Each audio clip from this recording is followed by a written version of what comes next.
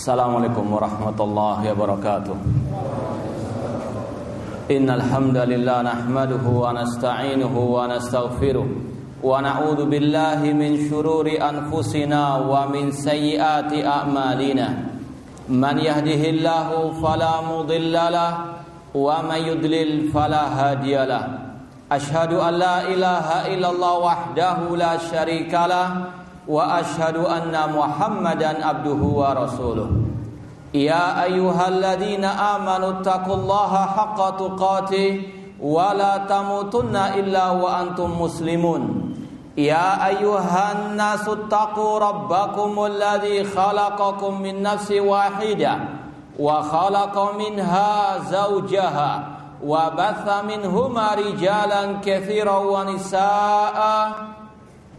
Wattaqullaha alladzi tasaaluna bihi wal arham innallaha kana 'alaikum raqiba. Ya ayyuhalladzina amanu taqullaha wa qulu qawlan sadida yuslih lakum a'malakum wa yaghfir lakum dhunubakum wa may yuti'illaha wa rasulahu faqad faza fawzan 'azima. Amma ba'd fa inna asaqal hadithi kitabullah wa khairal hadi hadi Muhammadin sallallahu alaihi wasallam wa syarrul umuri muhdatsatuha wa kullu muhdatsatin bid'ah wa kullu bid'atin dhalalah wa kullu dhalalatin finnar. Ma'asal muslimin, ikhwani fillah wa akhwati, bapak-bapak, ibu-ibu, saudara-saudariku rahimani wa rahmakumullah. Pertama-tama marilah kita senantiasa memanjatkan puji syukur kepada Allah Subhanahu wa taala yang dengan limpah nikmat, hidayah serta pertolongannya kita dipertemukan oleh Allah Subhanahu wa taala di dalam majlis yang mulia ini, di dalam salah satu taman surga Allah yang ada di dunia ini. Semoga Allah Subhanahu wa taala mengumpulkan kita pula di taman surganya di akhirat kelak. Kemudian sebagaimana kata Rasul, la yashkurillah ma la yashkurin nas. Tidak bersyukur kepada Allah yang tidak berterima kasih kepada manusia. Maka kami sampaikan ucapan ribuan terima kasih kepada Al-Ustadz Abdul Aziz dan juga Al-Ustadz Bagus Zamroni yang telah memberikan kepada kita kesempatan untuk watawasabil haq watawasabil sabar di masjid yang mulia ini. Semoga Allah Subhanahu wa taala menjadikan langkah kita ke tempat ini sebagai pemberat timbangan amal kebaikan kita di akhirat kelak. Ya, langsung saja karena waktunya terbatas, waktunya sangat sempit sekali. Karena pembahasan ini sebetulnya butuh berseri Enggak cukup satu kali kajian, enggak cukup satu hari. Namun ini sekedar wa dzakir fa inna dzikra tanfa'ul mu'minin. Berilah peringatan karena peringatan itu bermanfaat bagi orang-orang yang beriman. Dan alhamdulillah kita sudah membuat makalah sederhana meskipun mungkin banyak kekurangan, namun ini sekedar mala yudrakul la yudrak juluhu. Apa yang tidak bisa digapai keseluruhannya tidak mesti ditinggalkan keseluruhannya. Langsung saja kita buka makalah yang sudah dibagikan. Insya Allah semuanya memegang. Betul enggak?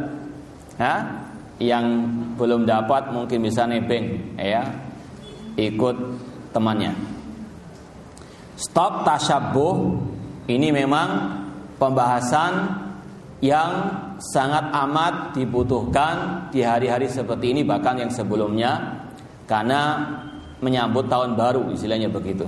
Nah, yang pertama, ma'asal muslimin rahimani wa rahimakumullah, Islam sebagai agama yang hak dan satu-satunya agama yang benar, inna dina indallahil Islam, telah menjelaskan kepada kita seluruh yang dibutuhkan oleh manusia. Dari yang paling kecil sampai yang paling besar sudah ada penjelasannya di dalam agama al-Islam. Kalau masalah buang hajat saja ada penjelasan secara detail, apalagi yang masih ada kaitan erat dengan masalah al-aqidah, yang masih ada kaitan erat dengan tauhid, maka sungguh telah jelas keterangannya di dalam agama kita. Sebagaimana kata Rasul, taraktukum 'alal mahajjatil bayda lailuha kanahariha la yazigu anha illa halik. Aku tinggalkan kalian di atas Islam yang putih bersih. Itu di zaman Rasul, para sahabat dahulu, Islam putih bersih. Tidak ada yang mengotorinya, tidak ada asapnya, tidak ada debu-debunya, kotor. Itu tidak ada dalam Islam di zaman Rasul, para sahabat Rasul. Islam murni kata Rasul. Malamnya seperti siangnya karena sangat terang benderang. Cuma dengan berjalannya waktu sampai zaman kita ini, Islam sudah mulai banyak kotoran yang menempel, banyak yang kotoran yang menyamar-nyamarkan kemurnian dan kesucian Islam itu sendiri. Sehingga bahkan dalam masalah akidah saja banyak kaum muslimin tidak memahaminya. Di antaranya masalah yang satu ini, masalah tasyabbuh. Dalam segi bahasa tasyabbuh artinya menyerupai. Secara bahasa menyerupai bisa jelek bisa baik. Menyerupai sahabat itu baik, diperintahkan, wajib hukumnya. Menyerupai orang soleh itu baik, wajib. Sebagaimana kata seorang penyair, tasyabbahu bil kirami illam takunu mislahum. Serupailah orang-orang yang baik meskipun engkau tidak sampai kepada derajat orang tersebut. Inna tasyabbuh bil kirami falahu. Sesungguhnya tasyabbuh, menyerupai orang yang baik, itu suatu keberuntungan. Jadi kata-kata tasyabbuh itu masih umum. Cuma kita dalam kajian ini yang dimaksud adalah stop tasyabbuh dengan orang-orang kafir. Jadi kalimat tasyabbuh itu sendiri sekali lagi tidak tercela 100%. Lihat tasyabbuhnya kepada siapa. Kalau tasyabbuhnya kepada orang baik tidak ada masalah, bahkan itu yang wajib. Namun memang secara khusus di sini pembahasannya stop tasyabbuh, larangan tasyabbuh menyerupai orang-orang kafir. Meskipun ini juga tidak hanya terbatas larangan tasyabbuh dengan orang kafir. Tasyabbuh itu juga dilarang dengan orang-orang fasik, dengan ahli bid'ah, bahkan juga dilarang tasyabbuh dengan binatang, Itu banyak pembahasannya. Makanya kalau kita bahas masa tasyabbuh ini butuh mungkin setahun kajian, Namun ini sekali lagi sekedar wadakir, sekedar ringkasan saja. Kita ambil stop tasyabbuh, larangan tasyabbuh dengan orang-orang kafir. Nah, jadi kita khususkan pembahasan ini larangan tasyabbuh dengan orang-orang kafir. Poin pertama kita sampaikan dalam halaman pertama itu, seorang muslim yang sejati adalah muslim yang berpegang teguh dengan identitas dan jati diri Islam itu sendiri. Seorang muslimah harus dia bangga dengan keislamannya. Seorang muslim dan muslimah dia harus punya identitas diri sebagai pemeluk agama Islam. Dan dia harus tahu betul apa itu Islam,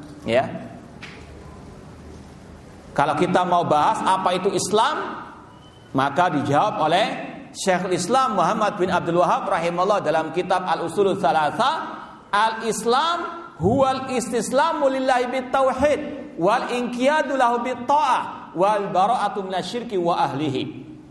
Islam adalah engkau menyerahkan diri kepada Allah dengan mentauhidkannya dan tunduk patuh kepada perintah Allah serta berlepas diri dari orang yang musyrik dan dari kesyirikan mereka. Jadi Islam itu ada 3 intinya. Yang pertama tauhid, menjalankan ketaatan kepada Allah dan berlepas diri dari kesyirikan dan orang-orang musyrik atau orang kafir. Bahkan kata beliau dalam awal-awal kitab Usulul Tsalatsa, man ata'ar rasulah wa wahadallah la yajuzu lahu muwalatu man hadallaha wa rasulah walau kanu aqraba qarib.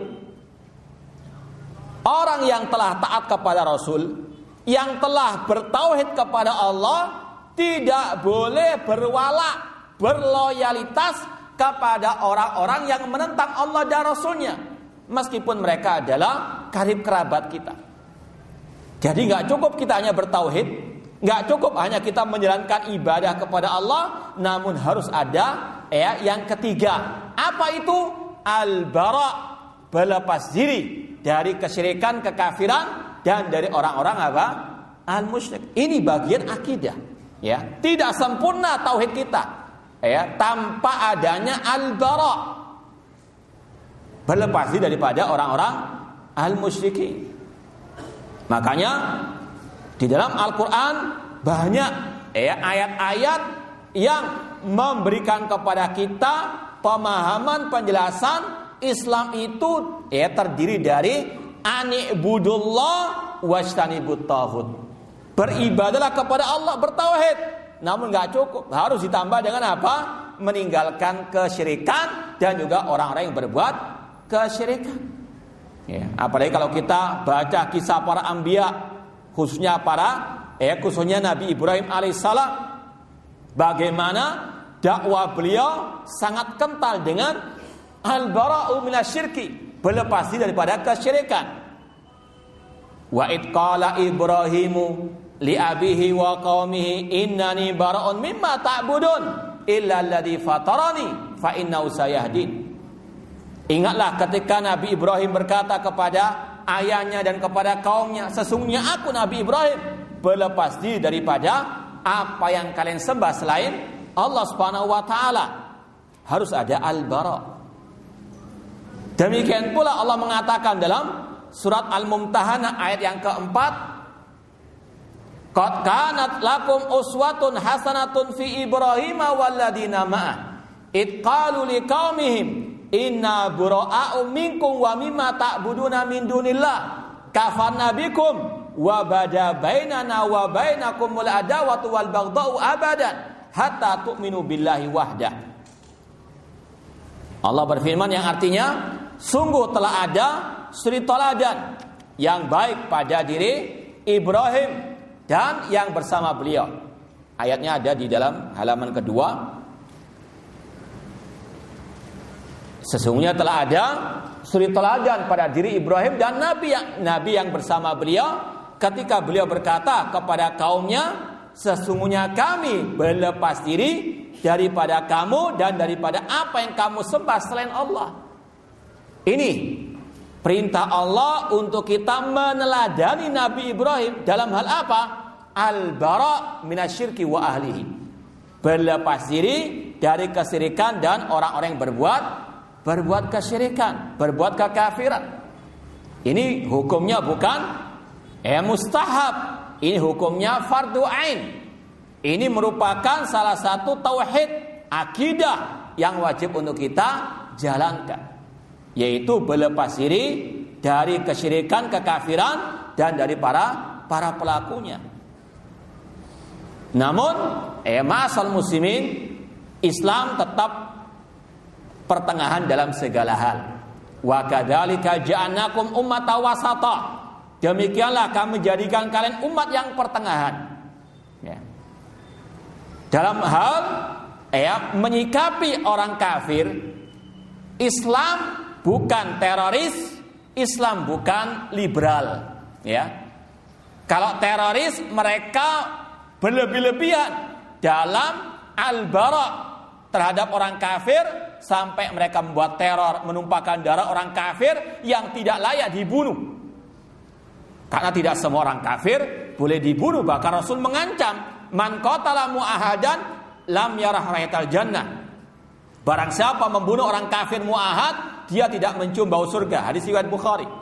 Man qatala ahla dhimmatina lam yarah rayatal jannah. Barang siapa membunuh orang kafir dhimmi, dia tidak mencium bau surga. Ini ancaman dari Allah dan Rasul SAW. Tidak boleh kita sampai mendolimi orang kafir. Namun Islam juga bukan liberal. yang mengatakan semua agama sama. Tidak, ya. Islam pertengahan. Islam mengatakan, "Qul ya ayyuhal kafirun, la a'budu ma ta'budun." Kita tegas terhadap orang kafir. Kita nggak mau menyerupai mereka. Kita nggak mau beribadah kepada yang mereka ibadahi. Kita nggak mau menyerupai ibadah mereka. Kita nggak mau menyerupai perayaan mereka. Ini sikap tegas dalam Al-Quran. Qul ya ayyuhal kafirun. Ya, meskipun sekarang ini mulai ada yang diistilahkan dengan Islamophobia, ya, yaitu jangan mengatakan orang Nasrani itu orang kafir, terlalu kasar, terlalu keras, radikal, ya. Cukup mengatakan apa? Non Muslim katanya. Jadi qul ya ayyuhal kafirun diganti dengan qul ya ayyuha non Muslim, ya. Surat Al-Kafirun diganti surat apa? Non Muslim, ya. Bahkan ini terjadi. Pengalaman saya pribadi. Ketika hari-hari seperti ini khutbah Jumat membahas masalah ini, ada sebagian yang menegur, ya. Ada teman ditegur sama orang, ya, bilang itu, "Ustadz jangan sampai ngomong kafir. Ya kalau mereka Nasrani kalau nggak dikatakan kafir, dikatakan apa? Ini istilah Al-Quran. Ya, sampai sebegitunya seorang Muslim fobi dengan istilah apa? Al-kafir. Padahal dalam Al-Quran berapa jumlah ayat yang menyebutkan tentang apa? Apa diganti dengan non-muslim semuanya? Ini mulai apa? Makanya kita sering sampaikan hal ini karena mulai sudah ada Islamophobia, fobi, alergi dengan istilah-istilah apa? Kafir tersebut. Padahal ini istilah apa? Al-Quran. Kalau ada orang Nasrani nggak suka atau alergi, fobi dengan istilah kafir, ya masuk Islam, selesai masalah. Nggak akan mungkin kita katakan apa? Kafir lagi. Namun ini sekali lagi, akidah kita memang diserang dari segala arah. Ini masalah akidah al-wala wal bara. Sampai menyebut kata kafir saja seolah-olah apa? Radikal, teror dan sebagainya. Kita katakan tidak. Tetap kita katakan mereka orang kafir. Cuma kita tidak boleh seperti orang-orang teroris.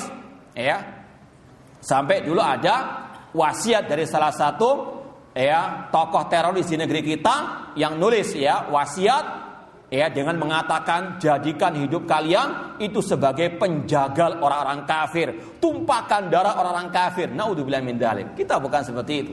Islam tetap mengatakan mereka adalah orang kafir. Harus ada al-bara, berlepas diri kebencian terhadap orang-orang kafir dan perbuatan kufur mereka. Namun kita nggak boleh berlebihan. Kalau utang kepada orang kafir tetap bayar. Jangan ini ghanimah halal, tidak boleh. Dalam urusan akidah, dalam urusan agama, jelas la a'budu ma ta'budun, lakum dinukum waliyadin. Enggak boleh tasyabbuh, nanti akan kita sampaikan dalil-dalilnya. Namun dalam urusan muamalah dunia, kita dimintakan berbuat baik kepada mereka. Tidak boleh kita berbuat curang kepada mereka. Allah mengatakan wala yajrimannakum syana'anu qaumin alla ta'dilu i'dilu huwa aqrabu littaqwa. Janganlah kebencianmu kepada sekelompok orang membuatmu tidak berbuat adil. Berbuat adillah karena itu lebih dekat kepada ketakwaan. Allah mengatakan lagi la yanhaakumullahu 'anil ladina lam yuqatilukum fid din wa lam yukhrijukum min diyarikum an tabarru wa tuqsitu ilaihim innallaha yuhibbul muqsitin. Allah tidak melarang untuk kalian berbuat baik, berbuat adil kepada orang kafir yang tidak memerangi kalian, yang tidak mengusir kalian dari rumah kalian. Sesungguhnya Allah cinta kepada yang berbuat keadilan. Bahkan lebih dari itu, Allah mengatakan wa in ahadun minal musyrikin istajaraka fa'ajirhu hatta yasma'a kalam Allah. Apabila ada seorang musyrikin minta perlindungan kepada engkau Nabi Muhammad, lindungi dia sampai dia mendengarkan kalam Allah Al-Quranul Karim. Ini Islam rahmatan lil alamin. Islam agama yang penuh dengan kasih sayang. Islam agama toleransi. Cuma toleransi yang ada apa? Ada batasannya. Lakum dinukum waliyadin. Urusan dunia silakan berbuat baik. Rasul juga demikian mempraktikkan hubungan baik dengan orang kafir. Cuma dalam urusan akidah, urusan agama, urusan perayaan, lakum dinukum waliyadin, ada batasannya. Islam, sekali lagi agama yang paling toleransi. Tidak ada yang menunjukkan lebih dari itu. Selain daripada kisah Rasulullah SAW ketika di kota Mekah. Bagaimana ketika beliau di kota Mekah dicaci maki, bahkan mau dibunuh karena mendakwakan tauhid. Namun ketika beliau menaklukkan kota Mekah, apa kata beliau? Idhabu fa antum tulaqa. Silakan kalian pergi, kalian apa? Bebas. Tidak balas oleh Rasulullah SAW kekejian dan kejahatan mereka. Itu Islam rahmatan lil alamin. Ya. Akan tetapi Rasul tidak pernah menyerupai mereka dalam masalah agama, ibadah, akidah, perayaan mereka. Jadi ini yang Allah sampaikan dalam banyak ayat, dan ini yang Rasul juga praktekkan. Kelompok Khawarij, kelompok teroris, mereka mengambil sebagian sejarah saja dari sejarah Rasul SAW. Mengambil bagaimana Rasul memerangi orang kafir, nggak melihat bagaimana Rasul berbuat baik kepada orang kafir. Kelompok liberal hanya mengambil sejarah-sejarah tentang bagaimana Rasul bermuamalah dengan orang kafir dengan cara yang baik. Ini nggak mengambil sepotong, ini mengambil sepotong. Dua-duanya sesat. Islam ala ahlussunnah wal jamaah, Islam ala dakwah salafiyah pertengahan. Harus ada ketegasan kepada orang kafir. Asyidda alal kufar. Para sahabat Rasul keras tegas kepada orang kafir. Namun tidak berlebihan seperti kelompok teroris. Ada toleransi, ada rahmah dengan orang-orang kafir. Bahkan pada waktu perang saja Rasul memberikan wasiat. Ughzu bismillah wa fi sabilillah wa qatilu man kafara billah. Perangi orang kafir dengan menyebut nama Allah, di jalan Allah. Namun kata Rasul, wala taghdiru, jangan berbuat curang. Wala tumassilu, jangan mencincang yang sudah mati. Wala taqtul walida, jangan bunuh anak-anak kecil. Ini Islam rahmatan lil alamin. Namun sekali lagi, semuanya ada batasannya, ada rambu-rambunya sesuai dengan apa yang ada di dalam Al-Quran dan Sunnah Rasulullah SAW. Jadi Islam sekali lagi yang hak adalah Islam yang jauh dari ajaran teroris, yang jauh dari ajaran liberal. Ini yang kita ingin tekankan. Ini berkaitan dengan masalah tauhid, akidah. Dasar akidah kita adanya al-wala wal bara. Rasul bersabda, "Ausaku oral iman al-hubbu fillah wal bughdu fillah." Sekuat-kuat tali keimanan, cinta karena Allah dan benci karena Allah. Kita cinta kepada orang beriman karena dia beriman kepada Allah. Kita benci kepada orang kafir karena dia kafir kepada Allah Subhanahu wa taala.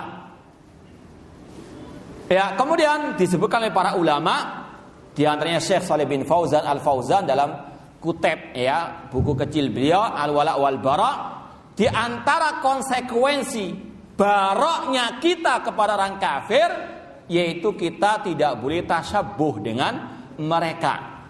Di antara konsekuensi kita tidak boleh loyalitas kepada orang kafir, yaitu tidak boleh kita tasyabbuh. Jadi tasyabbuh, larangan tasyabbuh ini merupakan cabang daripada akidah wala wal bara, atau barok kita kepada orang kafir. Syekh Shalih bin Fauzan di sini kita makalah ini bentuknya soal wal jawab untuk lebih memudahkan kita memahami pembahasan, dan ini juga salah satu sunnah Rasul sebetulnya dalam taklim. Rasul itu ketika mengajarkan para sahabat terkadang pakai bentuk soal wal jawab. Seperti dalam hadis Jibril, akhbirni al Islam, akhbirni al iman, akhbirni anil al ihsan. Ketika Rasul mau mengajari Mu'ad bin Jabal, Rasul bertanya, "Ya Mu'ad, atadri ma haqqullah 'alal ibad wa ma haqqul ibad 'ala Allah?" Wa Jabal, apakah engkau tahu hak Allah atas hambanya dan hamba atas Allah Subhanahu wa taala? Dan bentuk soal jawab ini juga dilakukan oleh para ulama, di antara yang kontemporer seperti Syekh Muhammad bin Jamil Zainu mengarang sebuah kutip kecil yang sangat amat cocok bagi para pemula dalam membahas akidah, dalam mempelajari akidah, yaitu kitab Khud Aqidataka minal kitabi was sunnati as-sahihah, soal jawab. Ini untuk lebih memudahkan pembahasan. kita mulai pembahasan ini tasyabuh. Apa arti tasyabuh dengan orang kafir yang terlarang itu? Ini kita harus tahu batasan tasyabuh yang terlarang. Karena jangan sampai salah paham. Ya, seperti sebagian orang yang gagal paham, oh jangan tasyabuh dengan orang kafir. Ini HP dari orang kafir, buang. Ya, ini nanti gagal paham. Ya, ini mobil dari negara kafir, buang. Nah, ini gagal paham. Makanya kita perlu pahami apa maksud tasyabuh yang dilarang. Ya, jangan nanti gagal paham ya. Lebih baik paham 100% daripada gagal paham. Ya. Syekh Shalih bin Fauzan Al-Fauzan mengatakan dalam kutip beliau tadi Al-Wala wal Bara, diharamkan tasyabuh dengan orang-orang kafir di dalam hal-hal yang merupakan kekhususan mereka. Ini ya, kaidah yang pertama, apa itu arti tasyabuh? Yang terlarang yaitu tasyabuh menyerupai orang kafir yang merupakan kekhususan mereka. Ya, contoh misalnya tanda salib lambang orang apa? Nasara. Ini kekhususan mereka. Jangan antum tasyabuh dengan apa? Ya, lambang-lambang tersebut meskipun niatnya untuk apa?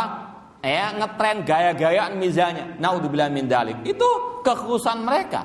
La a'budu ma ta'budun. Nah, ini yang merupakan apa? Kekhususan mereka. Nanti akan ada beberapa contoh yang Rasul katakan itu merupakan kekhususan mereka.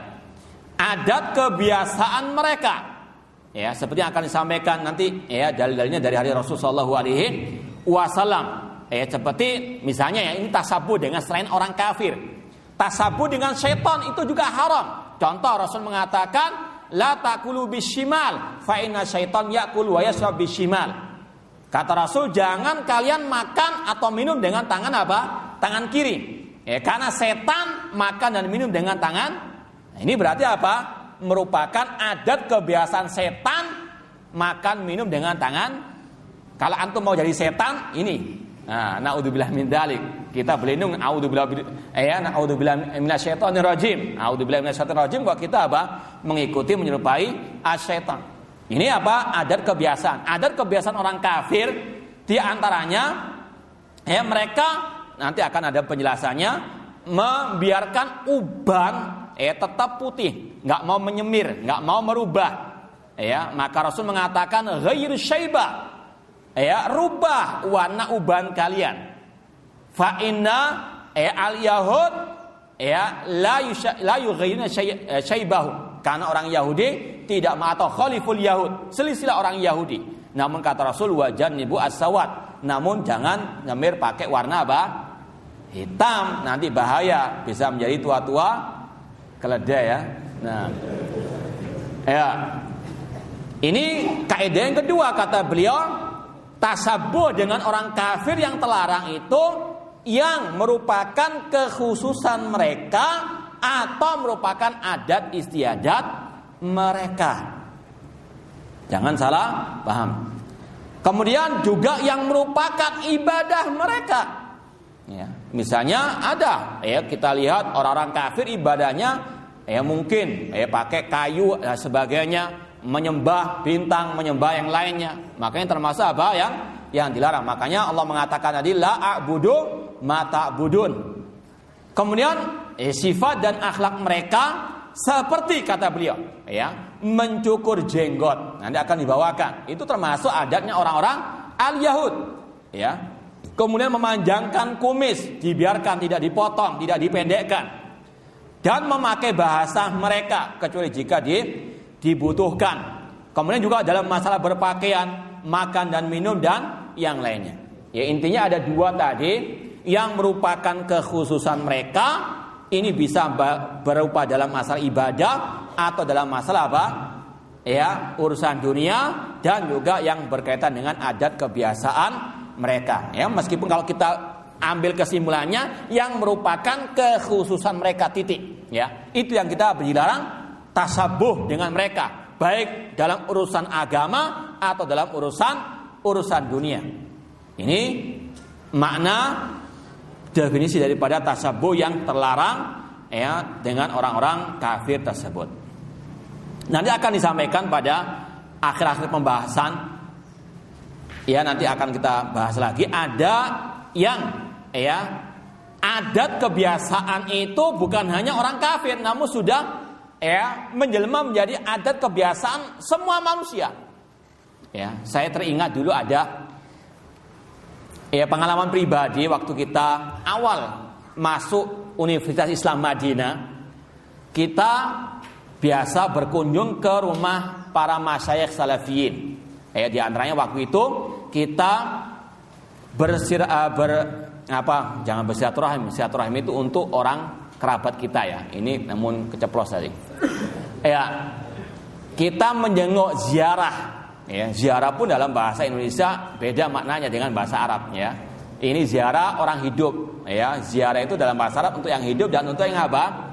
Yang mati. Memang sering kita sampaikan ada kosakata bahasa kita yang dari bahasa Arab maknanya beda dengan bahasa aslinya. Silaturahim kalau menurut bahasa Indonesia untuk semua orang, baik yang kerabat kita atau tidak, ya. Padahal dalam bahasa Arab, bahasa hadis, silaturahim hanya untuk karib ke kerabat yang punya tali rahim dengan kita, ya. Adapun ziarah kalau dalam bahasa Indonesia itu disempitkan untuk ziarah apa? Kubur. Padahal dalam bahasa Al-Quran, bahasa hadis, bahasa Arab, ziarah itu untuk semua orang yang hidup ataupun yang mati. Jadi jangan salah paham. Ana mengatakan ziarah ke dosen ana masih hidup. Ya. Ketika itu kita rombongan dengan kakak-kakak kelas, berkunjung, lebih amannya berkunjung lah. Berkunjung bukan di mall ya, berkunjung ke dosen. Berkunjung ke rumah dosen, ana biasa pakai pakaian seperti ini, ya, celana, kemudian pakai ada sedikit pakistanan. Kemudian ada salah satu kakak kelas ingin menyindir ana, ya. Ini memang agak ekstrim kakak kelas ini, ya. Tanya, "Ya Syekh, apakah pakai celana itu tasyabuh dengan orang kafir?" Ya, karena waktu itu nggak ada yang pakai celana kecuali ana. Ya. Nah, inilah luar biasanya ya, kita ucapkan jazakallahu khairan, ada hikmahnya. Kita apa? Akhirnya paham apa yang dimaksud dengan tasyabuh. Kata Syekh, tidak. Alhamdulillah. Ya. Kata beliau, memakai celana ini sudah merupakan adat semua orang, bukan kekhususan orang apa? Orang kafir. Jadi dobit ketentuan tasyabuh yang itu sudah merupakan kekhususan, sudah hak patennya orang kafir lah sudah katanya gitu. Ya. Maka waktu itulah kita betul-betul memahami hakikat apa? Tasyabuh seperti yang dikatakan oleh Syekh Shalih bin Fauzan. Adapun yang sudah merupakan seperti tadi, masalah HP kita pakai mobil, ini bukan kekhususan orang apa? Orang kafir. Meskipun awalnya dari mana? Dari orang kafir yang produksi, yang menemukan orang kafir. Namun itu bukan apa? Bentuk tasyabuh dengan orang kafir. Nanti akan kita bacakan dari ucapan Syekh Abdul Aziz bin Baz rahimahullah ta'ala.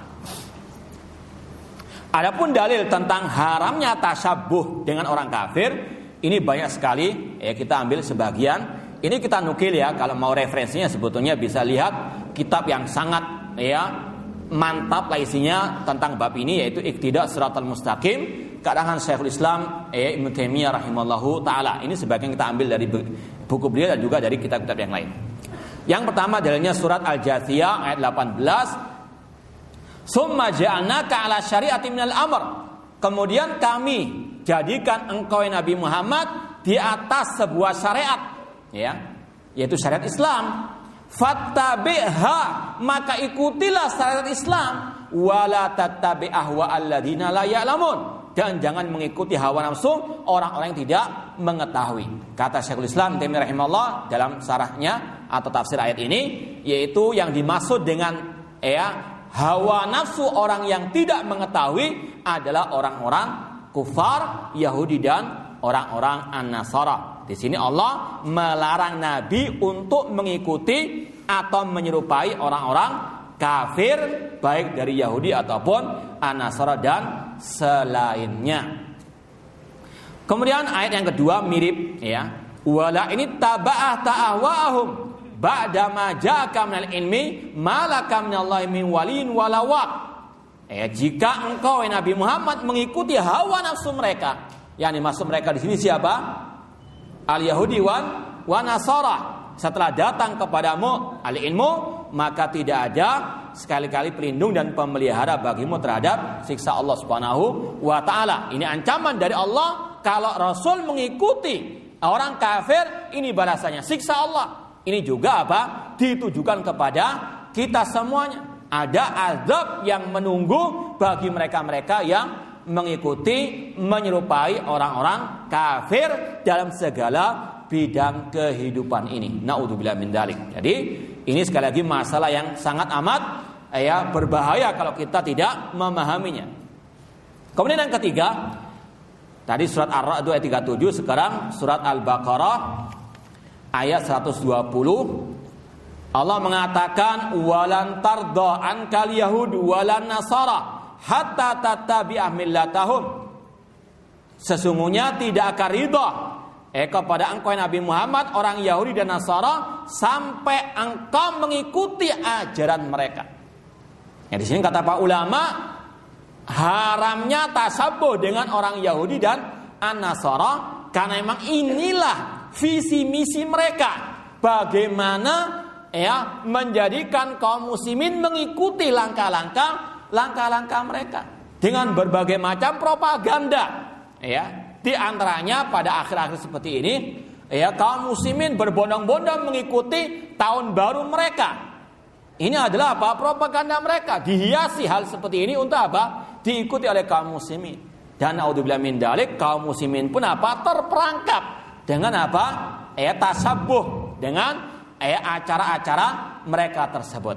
Padahal ini dalam Islam jelas terlarang. Namun inilah yang memang Rasul sudah sampaikan, umat Islam akan mengikuti jejak orang Yahudi, orang-orang An-Nasara. Makanya di antara hikmah orang-orang Yahudi hari-hari seperti ini semakin menjajah, mencengkeram Palestina, kita harus bersujud kepada Allah.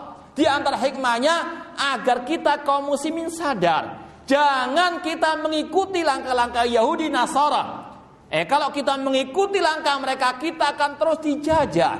Kalau kita mau merdeka, kalau kita mau jaya, kita harus berpegang dengan Islam yang sebenarnya. Islam yang kita minta kepada Allah dijauhkan dari Yahudi, dari Nasara. Seperti yang akan disampaikan dari surat Al-Fatihah. Ini intinya apa? Pelajaran yang berharga. Ketika Palestina terus dijajah, kita doakan semoga Allah menolong kaum muslimin di Palestina dan di semua tempat di mana mereka berada, dan semoga Allah menghancurkan orang-orang Yahudi dan orang-orang kafir yang menindas kaum muslimin. Namun hikmahnya agar kaum muslimin mau kembali kepada agamanya yang sebenarnya, kepada identitas dirinya. Jangan membebek kepada orang-orang kafir. Karena Islam diturunkan itu untuk memenangkan, untuk dimenangkan di atas semua agama, dan Islam diturunkan untuk menyelisih semua agama yang ada. Kata para ulama, Islam Allah turunkan untuk dimenangkan di atas semua agama yang ada. Dalilnya surat As-Saff, huwallazi arsala rasulahu bil huda wa dinil haqqi liyudhhirahu ala dini kulli walau karihal musyrikun. Dialah Allah yang mengutus Rasulnya dengan petunjuk dan agama yang hak untuk dimenangkan di atas semua agama yang ada, meskipun orang musyrikin tidak menyukainya. Kemudian kita langsung pindah pada dalil yang nomor 5, surah Al-Fatihah. Di situ kita lompati dulu yang keempat, yaitu firman Allah yang selalu kita baca setiap sholat.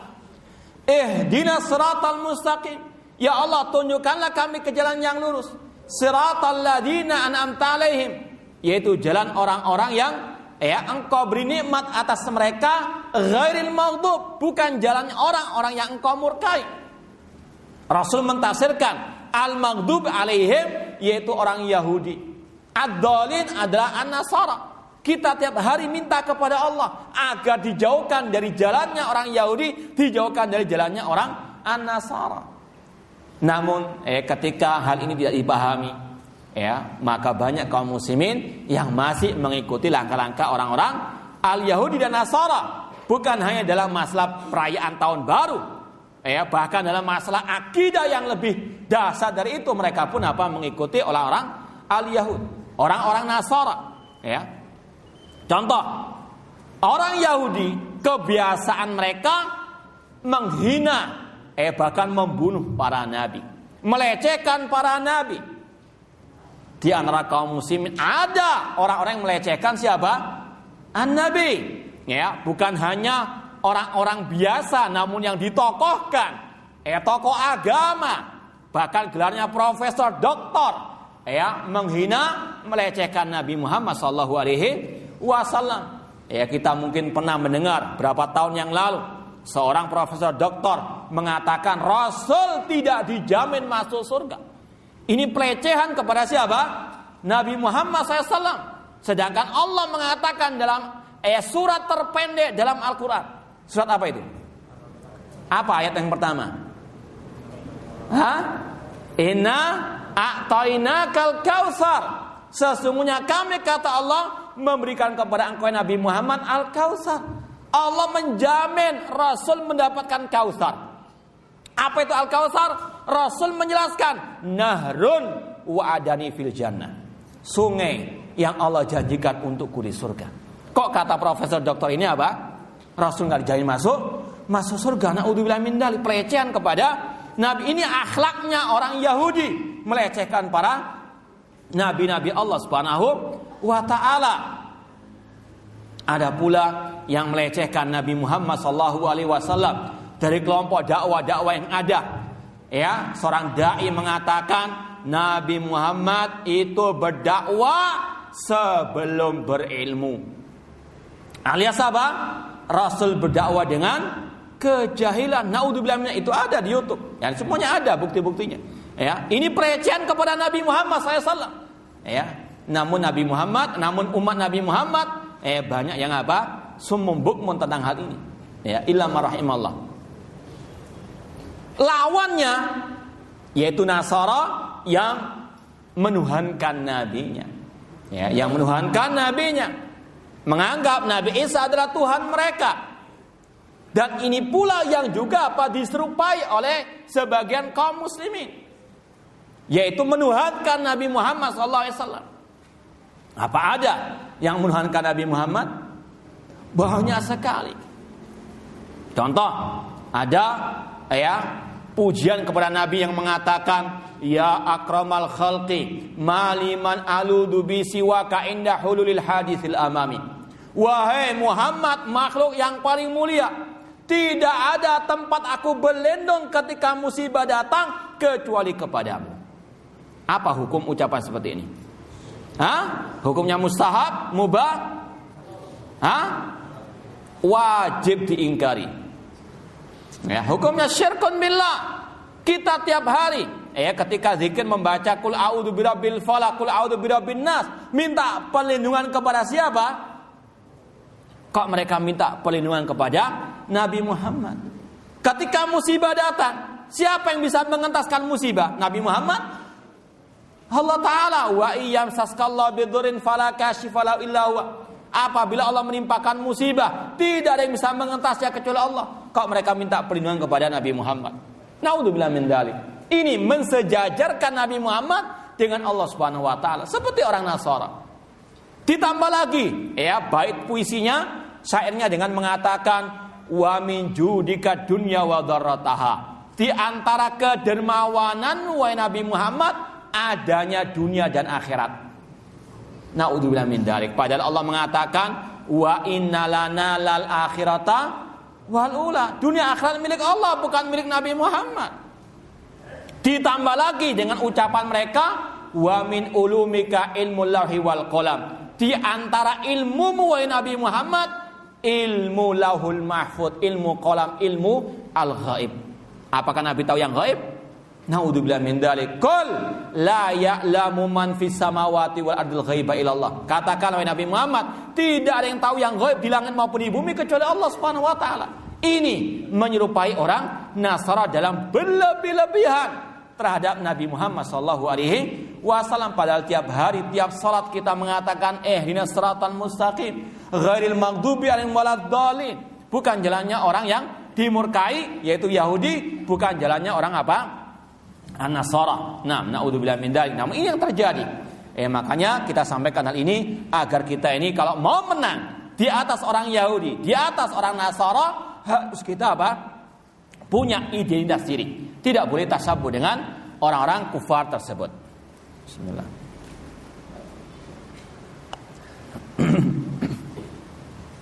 Ya, kemudian kita baca ayat yang keempat,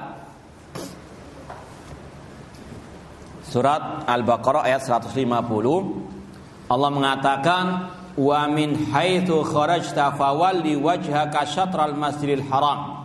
Dan dari mana saja kamu keluar, maka palingkanlah wajahmu ke arah Masjidil Haram.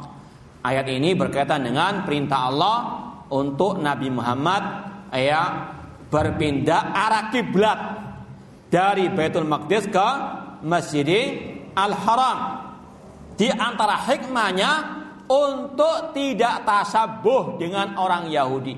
Kata ulama tafsir, karena orang Yahudi senang kalau Nabi Muhammad itu menghadapkan kiblatnya, wajahnya ke arah Masjidil Aqsa. Maka Allah pun memerintahkan untuk beliau pindah ke Masjidil Al-Haram untuk tidak tasyabuh dengan orang-orang al-Yahud. Nah, kemudian dalil berikutnya yang keenam, surat Al-Baqarah ayat 102. Ya ayyuhalladzina amanu la taqulu ra'ina wa qulu dunna wasma'u walil kafirina adzabun alim. Wahai orang-orang beriman, jangan kalian mengatakan ra'ina. Kata Imam Ibnu Katsir dalam tafsir ayat ini, beliau jelas mengatakan fi hadil ayat nahallahu ibadahul mu'minin an yatashabbahu bil yahud. Kata Imam Ibnu Katsir, nanti lihat tafsir ayat ini. Dalam ayat ini Allah melarang hamba-hambanya yang beriman untuk tasyabuh dengan orang-orang Yahudi. Kenapa demikian? Dalam penjelasan para ulama, orang Yahudi itu ketika berkata kepada Nabi Muhammad itu terkadang pakai kata-kata tauriah, mengejek namun dengan cara halus. Di antaranya ketika mereka mengatakan ra'ina itu dalam bahasa terjemahannya, wahai Muhammad, perhatikan kami, ra'a yura'i, ra'i itu artinya perhatikan kami, ra'ina perhatikan kami. Cuma mereka terkadang itu mengucapkannya dengan dipermainkan untuk mengejek Nabi Muhammad dengan mengatakan ru'una, mirip ra'ina dengan apa? Ru'una. Kalau ru'una itu bodoh kamu, itu artinya. Kalau ra'ina artinya apa? Perhatikan kami. Maknanya beda, cuma pengucapannya mirip-mirip. Orang Yahudi ketika mau mengatakan ra'ina diganti dengan ru'una. Maka Allah melarang kaum muslimin mengatakan ra'ina agar tidak menyerupai orang Yahudi. Ini kata Imam Ibnu Katsir, meskipun secara bahasa tidak ada masalah, cuma ini kebiasaan orang Yahudi memutarbalikkan kata ra'ina menjadi apa? Ru'una. Maka Allah melarang agar kaum muslimin tidak menyerupai orang Yahudi. Nah, kemudian yang ketujuh dalilnya firman Allah surat Ali Imran ayat 105. Wala takunu kalladina tafarraqu wakhtalafu min ba'di ma ja'ahumul bayyinat. Dan janganlah kaum muslimin mengikuti orang-orang yang memecah belah agama mereka dan mereka berselisih setelah jelas kepada mereka keterangan. Ini jelas kata ulama tafsir, yang dimaksud dengan kalladina tafarraqu wakhtalafu adalah ahlul kitab, orang Yahudi dan orang-orang An-Nasara. Perintah untuk menjauhi orang-orang Yahudi, orang-orang Nasara, tidak tasyabuh dengan mereka. Kemudian ayat yang berikutnya ke-8 surat Al-Hadid ayat 16, Allah mengatakan, yang kita ringkas saja, wala yakunu kalladina utul kitab, dan janganlah mereka kaum muslimin mengikuti utul kitab, ahlul kitab. Ini jelas larangan dari Allah mengikuti ahlul kitab. Dalam hal apa? Tadi yang merupakan kekhususan mereka, baik yang berkaitan dengan akidah mereka, ibadah mereka, perayaan tahun baru mereka, atau perayaan-perayaan hari raya mereka, atau dalam masalah urusan kekhususan pakaian mereka dan urusan-urusan dunia yang lainnya. Yaitu beberapa ayat dari Al-Quran yang melarang tasyabuh dengan orang-orang kafir, baik Yahudi ataupun An-Nasara. Kemudian sekarang kita sampaikan dalil dari sabda Rasul sallallahu alaihi wasallam. Rasul mengatakan, "Man tasyabbaha biqaumin fahuwa minhum." Barang siapa menyerupai suatu kaum, maka dia termasuk kaum tersebut. Meskipun di sini penjelasan dari para ulama ada perincian. Kalau menyerupai mereka dalam urusan akidah, yang merupakan urusan pondasi agama, itu bisa minhum dalam artian keluar dari Islam, seperti mereka dalam kekafiran, Namun kalau penyerupaannya tidak sampai ke arah akidah, landasan agama, ini mereka dalam kategori fasik ataupun keluar dari ketaatan kepada Allah Subhanahu wa taala. Jadi juga kita nggak boleh ekstrem kanan, ekstrem kiri. Jangan seperti tadi liberal yang mengatakan semua agama sama, boleh kita ikut perayaan mereka, kita boleh menyerupai mereka, tidak ada masalah karena mereka saudara kita seagama samawi. Ini naudzubillah min dzalik, bisa kufur orang tersebut. Makanya dalam pembatal keislaman, salah satu pembatal keislaman kata para ulama, malam yukaffir al musyrikin au syakka fi kufrihim au sahaha madhabahum faqad kafara. Barang siapa yang tidak mengkafirkan orang musyrikin, non muslim, atau ragu akan kekafiran mereka, atau bahkan menyetujui, membenarkan ajaran agama mereka, faqad kafar, maka telah kafir. Yang tidak mengkafirkan orang Nasara, orang Yahudi, dia kafir. Karena apa? Karena dia mengkufuri Al-Quran yang jelas-jelas mengkafirkan orang Yahudi, orang apa? An-Nasara. Innalladzina kafaru min ahlil kitab. Allah namakan ahlil kitab apa? Yahudi, Nasara kafir. Kalau ada orang yang nggak mengatakan mereka kafir, mereka saudara kita seiman, ini adalah kata para ulama, faqad kafara. Namun kita nggak boleh juga kebablas seperti kelompok teroris, non muslim harus kita teror, kita bantai, kita ganggu, haram, kita pertengahan, tidak boleh, tadi seperti liberal, tidak boleh seperti orang-orang teroris. Kemudian di antara tidak boleh seperti teroris, yaitu kita nggak boleh mengatakan, orang ini tasyabuh dengan orang kafir, ini ikut tahun barunya orang kafir maka dia kafir. Jangan. Nanti jadi apa? Teroris. Kita pertengahan, Yang kufur kita katakan kufur, yang tidak yang nggak boleh dikatakan kufur, Kemudian dari yang kedua dari sabda Rasul, la tattabi'unna sananal ladina min qablikum shibran bi shibrin wa dira'an bi dira'in hatta law dakhala juhra dabbin dakhaltumu atau lattaba'tumuhum.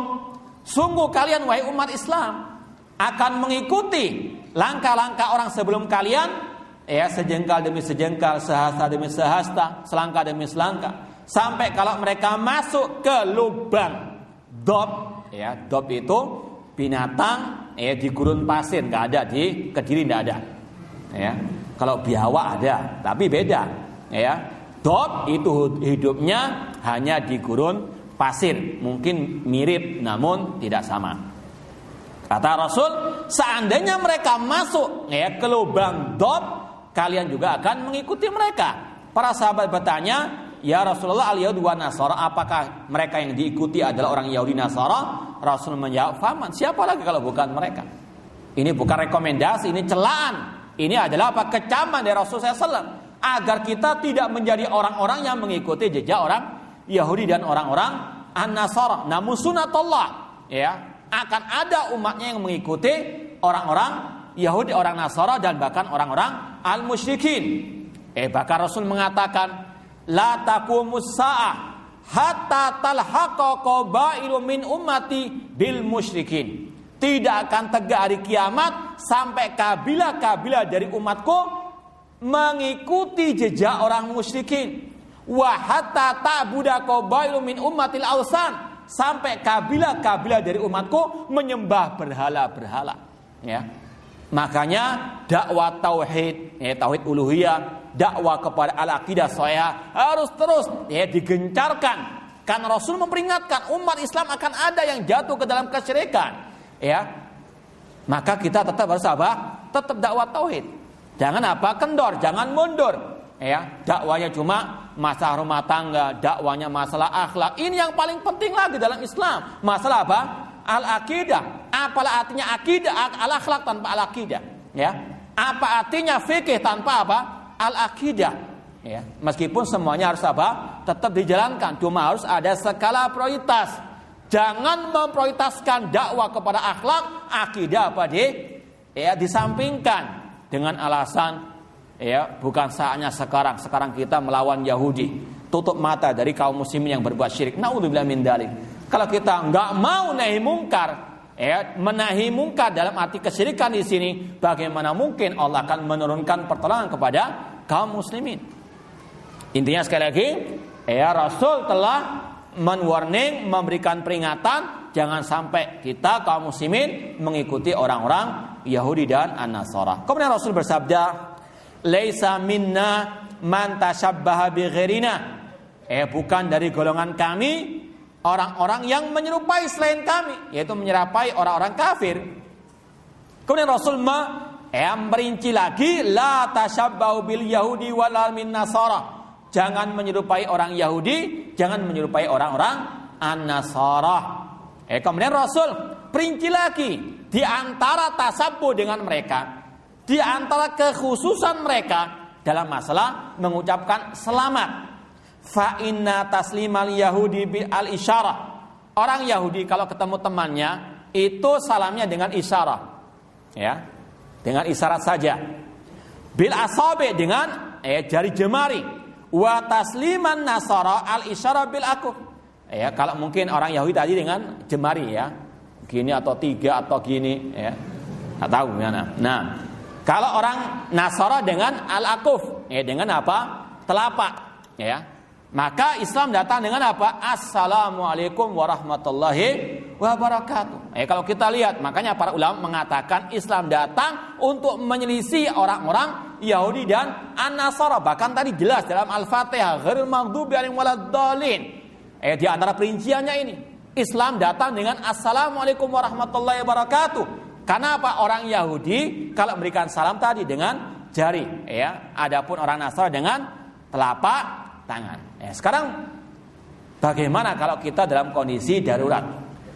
Lagi makan enak-enaknya, Assalamualaikum. Nggak mungkin kan? Jawab, maka boleh, kita jawab sekedarnya tadi dengan Waalaikumsalam semampunya, ditambah dengan apa? Al-isyarah. Atau dari jauh, nggak mungkin kita teriak, kalau seperti orang yang pakai mic 1 kilo kita pakai suara, nggak mungkin sampai. Ketemu di jalan jauh, Assalamualaikum, Waalaikumsalam, dengan apa? Isyarat lisan, namun ditambah dengan apa? Boleh. Yang nggak boleh apa? Hanya dengan isyarat saja. Itu yang nggak boleh. Itu yang namanya apa? Tasabuh dengan Yahudi orang Nasara, kata para al-ulama. Jadi sekali lagi, kalau dengan lisan cuma karena ada udzur nggak akan mungkin sampai salam itu karena terbatas suara tadi, boleh ditambah dengan apa? Isyarat. Nah, kemudian yang keempat, ini poin yang ketiga, dalil yang keempat, demikian pula yang kelima, ini perincian salah satu bentuk tasabuh dengan mereka dari kebiasaan mereka, yaitu diantaranya Rasul bersabda, khaliful yahud fa innahum la yusalluna fi ni'alihim wala khifafihim. Selisilah orang Yahudi karena mereka tidak salat dengan sandal mereka dan sepatu mereka. Makanya dalam Islam boleh, misalnya kita mungkin lagi perjalanan susah mendapatkan masjid, Kemudian kita sholat ya di pinggir jalan, ya. Julat liyal ardu tauran wa masjidah. Kata Rasul, bumi itu dijadikan suci dan apa? Tempat untuk sujud, untuk sholat. Boleh kita sholat di mana saja. Maka dalam Islam boleh kita sholat sambil pakai sandal, pakai apa? Sepatu selama tidak najis. Kenapa? Ini disyariatkan untuk menyelisih orang-orang al-Yahud. Sampai sedetail itu Islam apa? Menyelisih orang-orang al-Yahud. Apalagi dalam urusan yang lebih besar, urusan akidah, urusan perayaan, maka jelas itu diharamkan dalam Islam. Demikian pula yang kita sampaikan tadi, Rasul mengatakan ghairu syaibah, rubala uban kalian, wala tasyabbau bil yahudi wala bin nasara, dan jangan menyerupai orang Yahudi, orang an-Nasara, karena tidak mau menyemir uban mereka. Cuma Rasul melarang menyemir dengan warna hitam tadi. Poin yang ke-6, ini juga contoh dilarang tasyabuh dengan mereka. Ringkasnya nomor 6 ini yang berkaitan dengan masalah puasa Asyura. Tanggal berapa Asyura itu? Tanggal 10 apa? Al-Muharram. Ketika Rasul puasa sebelum Muharram, para sahabat mengatakan orang Yahudi, Nasara juga apa? Merayakan hari tersebut, puasa hari tersebut. Maka kata Rasul, in kanal amul mukbil sumna yawma tasi'. Untuk menyelisih orang Yahudi dan Nasara, maka insya Allah tahun depan kita akan puasa juga tanggal 9-nya. Ini untuk apa? Menyelisih orang Yahudi. Rasul nggak mau menyerupai orang al-Yahudi, baik secara umum maupun secara perincian. Kemudian sekarang bisa dikatakan poin yang ketiga. Tadi yang pertama definisi tasyabuh, poin yang kedua dalil larangan tasyabuh dengan orang kafir. Sekarang yang tadi kita sampaikan, apakah semua produk dari orang kafir jika kita gunakan termasuk ke dalam tasyabuh yang terlarang? Maka ini kita sampaikan untuk kita betul-betul memahami dengan baik dan tidak gagal paham. Kata Syekh Abdul Aziz bin Baz rahimahullah ta'ala, ini dalam transkrip ceramah beliau, bisa dilihat di web beliau. Kata beliau, al-wajib alal muslimin wa alal mu'minin an yabta'idu anit tashabbuh bi a'da'illah. Yang wajib atas kaum muslimin, atas kaum mukminin untuk menjauhkan diri dari tashabbuh terhadap atau dengan musuh-musuh Allah. Baik dari orang kafir, musyrik, ahlul bidah, pelaku maksiat, asyaiton, ini apa? Terlarang. Sekali lagi, larangan tasyabuh tidak hanya terbatas pada orang Yahudi Nasara saja, namun pada semua orang kafir, bahkan kepada pelaku maksiat, pelaku kebid'ahan. Wa an yastaqillu bi anfusihim fi jami' umurihim, dan agar mereka punya identitas, ciri khas, dalam segala urusan mereka, hatta yatamayyazu an aduwihim, sehingga mereka bisa terbedakan dari musuh-musuh mereka. Wa hatta yu'rafu aina makanu bi zayyihi wa taraikihim wa adatihim al-islamiyah, sehingga mereka bisa terbedakan dari orang kafir dengan ciri khas mereka, dengan metode hidup mereka, adat kebiasaan mereka yang islami, wa amalihimul islamiyah. Ini perintah dari Allah Subhanahu wa ta'ala. Seperti yang Allah firmankan pada awal makalah ini, kita sampaikan surat Al-Imran 64, faqulu syhadu bi anna muslimun. Fa in tawallau, kalau orang Yahudi, orang Nasara enggak mau masuk Islam, maka saksikan kami muslimun, punya identitas diri. Maka jangan apa? Pernah sungkan, pernah malu kepada orang kafir. Kita harus punya apa? Jati diri, identitas, kebanggaan kepada Islam. Meskipun tidak boleh hanya sekedar bangga, namun kita tunjukkan lewat kita belajar Islam yang benar, kita amalkan, kita dakwakan. Ini Islam yang sejati. Lakin law wujida syai'un mushtarak. Ini kaidah yang sudah kita sampaikan, ini penting untuk kita pahami agar kita enggak gagal paham tadi. Akan tetapi seandainya ada sesuatu yang mushtarak, mushtarak itu yang sama-sama dikerjakan, sama-sama dilakukan, baik oleh orang muslim, orang kafir, fahada la yusamma tasyabbuhan. ini tidak dinamakan apa? Tasyabuh. Seperti tadi, mobil dipakai orang kafir, orang muslim. HP juga demikian, internet juga demikian, ya. Demikian pula dengan celana tadi, ya. Ini bukan kekhususan mereka sama sekali. Maka kata beliau, ya, fala yusamma hadza tasyabuhan, tidak dikatakan sebagai tasyabuh yang terlarang. Kama waqa'al an fi rukubit ta'irat. Seperti contohnya kata beliau, naik pesawat. Ya, siapa penemu pesawat pertama kali? Orang muslim atau orang kafir? Terserah antum lah sudah. Seandainya, ya, karena mungkin namanya ilmu kadang-kadang berubah-ubah, penemunya ini kok berganti dengan yang ini, ya. Intinya, ya, ini tidak termasuk tasyabuh yang terlarang. Ini kita sampaikan karena pernah kita mendengar statement dari tokoh, ya, tokoh agama negeri kita yang sudah kemakan, ya, virus liberal. Dia mengatakan, wah, masa nggak boleh ikut perayaan Natal tahun baru, ya, dengan alasan ini produk orang kafir. Pulpen ini kan produk orang kafir. Naudzubillah min dzalik. Ini gagal apa? Gagal paham, meskipun sudah gelarnya apa? Ya, karena mungkin keberatan gelar tadi. Nah, makanya hati-hati. Jangan asal gelar yang dijadikan barometer. Banyak yang gagal paham. Nah,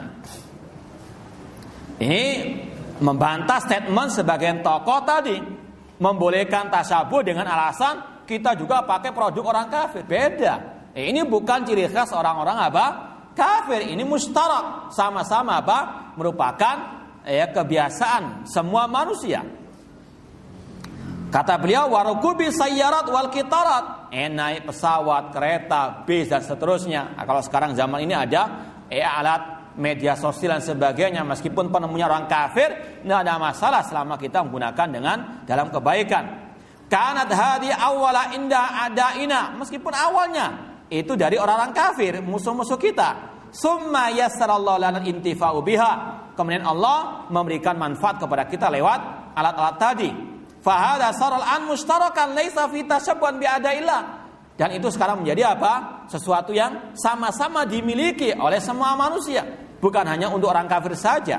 Nah, wa hakadha ma hadatsa minal quwwati allati yusta'anu biha fil harbin lil muslimin. Ya, maka demikian pula alat-alat persenjataan militer, ya, yang awalnya dari orang kafir boleh dimiliki oleh orang-orang kaum muslimin.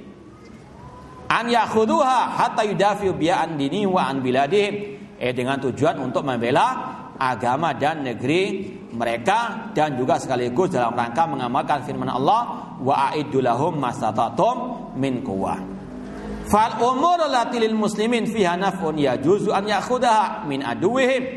Hal-hal yang bermanfaat bagi kaum muslimin, dan itu bukan sesuatu kekhususan orang kafir, maka boleh diambil oleh kaum muslimin. Intinya, wa hakadzal asya' allati ishtaraka fiha al muslimun wa sarat min adatil jami' la yakunu fiha tashabbuh. Maka segala sesuatu yang sama-sama dilakukan oleh kaum muslimin, orang kafir, dan bukan kekhususan orang kafir, maka itu tidak termasuk tasyabuh yang terlarang. Nah, ya, poin yang terakhir, kita janji tadi insyaallah 10:30 kita akhiri materi. Kemudian soal jawab kalau ada, kalau nggak ada alhamdulillah. Ya, semoga nggak ada ya. Ya, poin yang terakhir, apakah ada dampak negatif yang nampak dari tasyabuh dengan orang-orang kafir? Sebetulnya kalau mau berbicara dampak negatif, ini sekedar penguat saja, ya. Sekedar apa? Penguat saja. Seorang muslim yang sejati, sebagaimana kata Allah, wa ma kana lil mu'min wala mu'minatin idza qadallahu wa rasul amran an yakuna lahumul khiyatu min amrihim. Tidak selayaknya orang mukmin dan mukminah apabila Allah sudah memilihkan kepada mereka suatu pilihan untuk mereka punya pilihan yang lain. Selama ada dalilnya Al-Quran dan Sunnah, sami'na wa ata'na. Innama qaulal mu'minina idza du'ilallahi wa rasulihi liyahkuma bainahum an yaqulu sami'na wa ata'na. Sesungguhnya ucapan orang beriman yang laki maupun yang perempuan, apabila telah datang perintah Allah, syariat Allah, hukum Allah, mereka hanya mengatakan sami'na wa ata'na, meskipun tidak tahu apa dampak negatifnya. Meskipun tidak tahu apa hikmahnya, cukup tahu dalilnya, itu sudah apa? Sami'na wa ata'na. Ya, jangan sebagaimana kelompok filsafat. Kenapa dikatakan filsafat? Di antaranya filsafat dari kata-kata hikmah. Mereka tidak mau beribadah kecuali setelah tahu apa? Hikmahnya. Maka yang mereka terus kaji hikmah dari perintah Allah, namun nggak menjalankan perintah Allah. Ya. Adapun orang mukmin tidak. Selama ada dalilnya, sami'na wa ata'na, meskipun tidak tahu apa dampak negatifnya. Makanya para sahabat dahulu mereka mulia karena mereka selalu sami'na wa ata'na. Tidak bertele-tele. Ada larangan minum khamar, langsung mereka tumpahkan bejana khamar mereka, meskipun mereka masih senang. Ya, namun mereka sami'na wa ata'na, enggak tanya dulu apa hikmahnya. Ya. Makanya kata para ulama, is'alu anid dalil wala tas'alu anit ta'lil. Tanya apa dalilnya, jangan tanya dulu tentang apa hikmahnya. Ya. Makanya kalau kita ditanya, kenapa babi haram? Apa jawaban antum?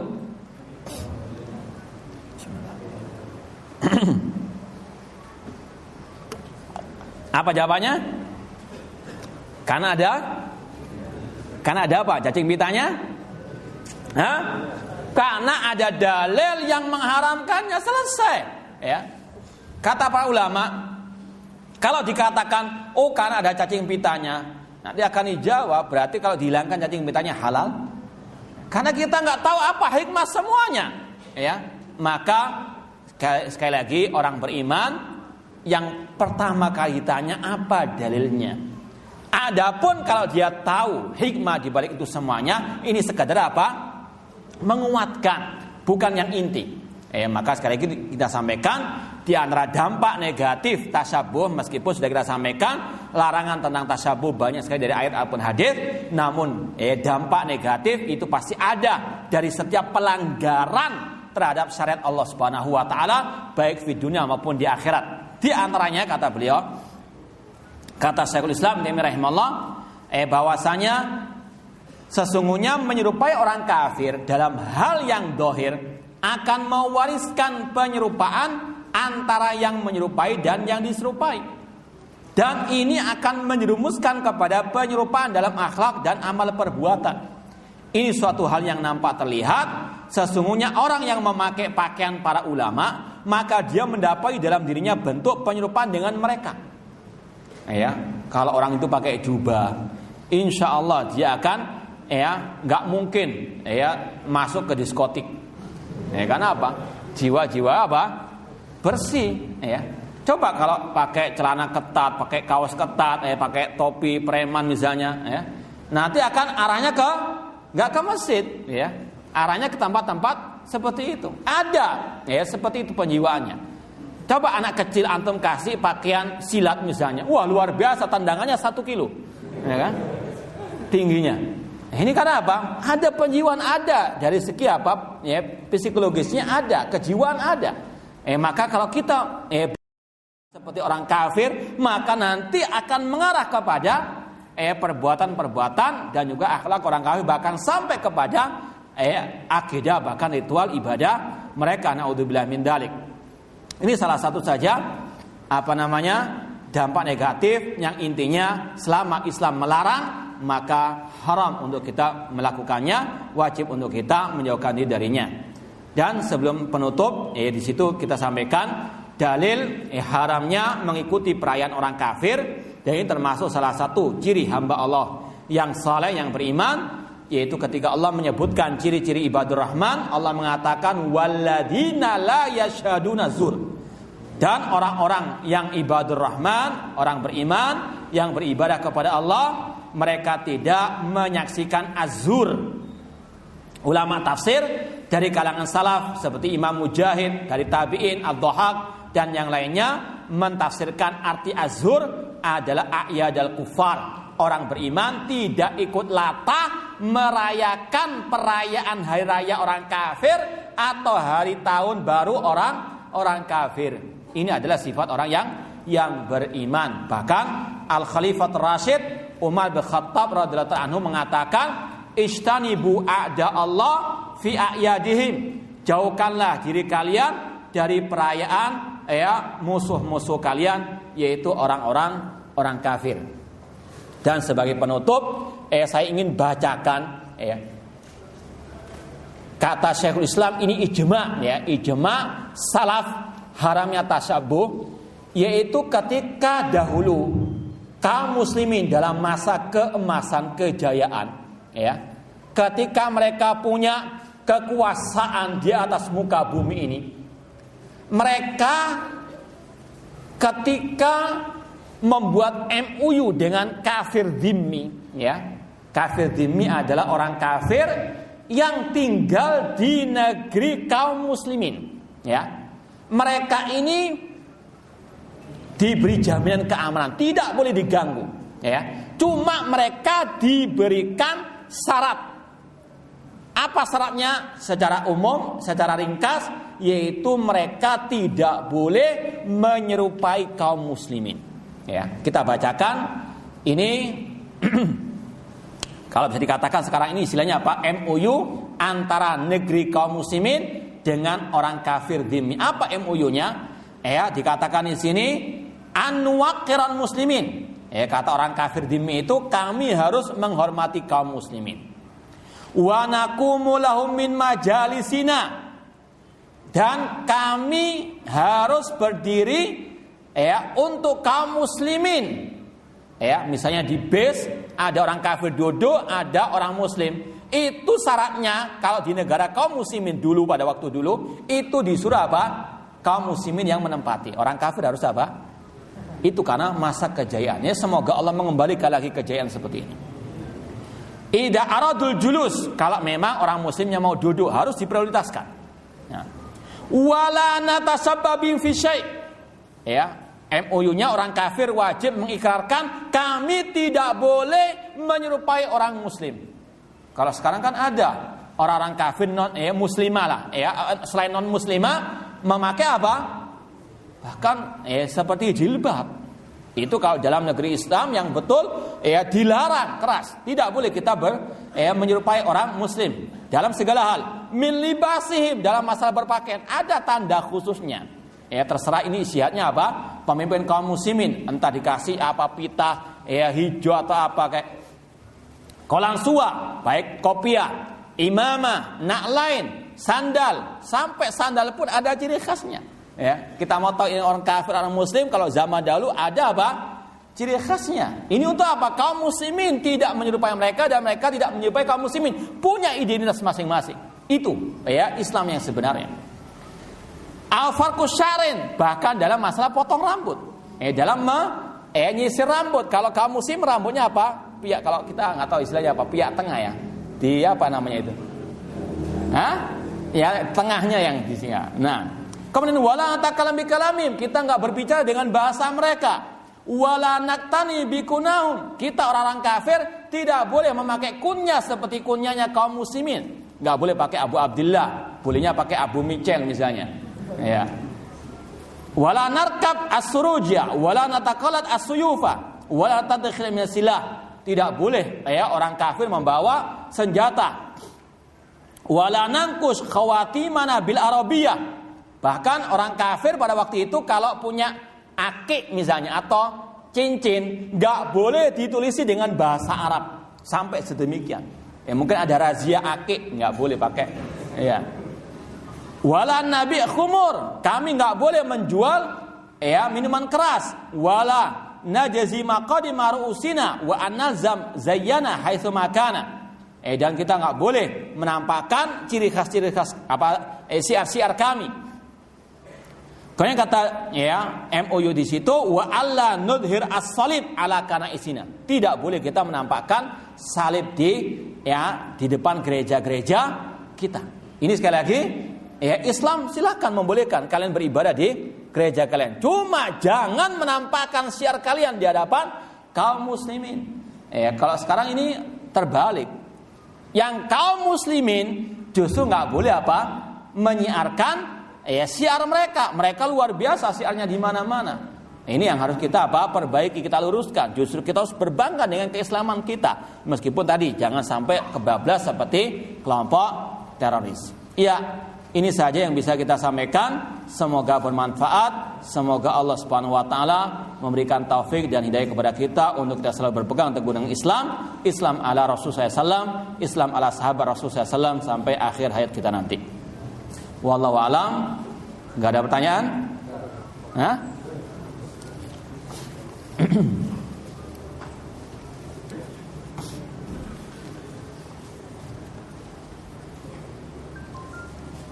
Mewarnai uban merupakan sunnah untuk tidak tasabuh dengan Yahudi. Bagaimana jika di masyarakat kita mewarnai rambut termasuk orang yang urakan? Apakah solusinya? Itu kalau semirnya dengan pelangi warnanya, luar biasa. Misalnya banyak sekarang warna coklat misalnya, insya Allah nggak dianggap uraan. Banyak warna. Cuma jangan tetap meskipun disemir innamal a'malu bin-niyat. Berjenggot namun niatnya untuk mengikuti artis, nggak dapat pahala. Tasabuh dengan orang orang fasik. Tetap bukan tasabuh. Itu tetap dianjurkan. Ada ustadz yang menjelaskan secara detail tanda-tanda kiamat. Apakah termasuk meramal? Selama menjelaskannya berdasarkan hadis, dalam artian menyebutkan tanda hari kiamat itu banyak bermuncul fitnah, ada kesyirikan, tidak ada masalah. Cuma yang masalah itu kalau misalnya tanda hari kiamat ini menunjukkan dengan hitung-hitungan hari kiamat terjadi 2030 misalnya. Ini meramal, ini paranormal. Meskipun pakai nama dai atau ustadz ataupun doktor, kalau sudah meramal, hal seperti itu namanya ramalan yang haram. Adapun sekedar menjelaskan tanda kiamat, Rasul menjelaskan, para ulama menjelaskan. Cuma sekali lagi, digatuk-gatukkan dengan nanti umur umat Islam 2000 berapa? Terserahlah tahun berapa. Sekarang ini ramalan luar biasa. Ini haram hukumnya.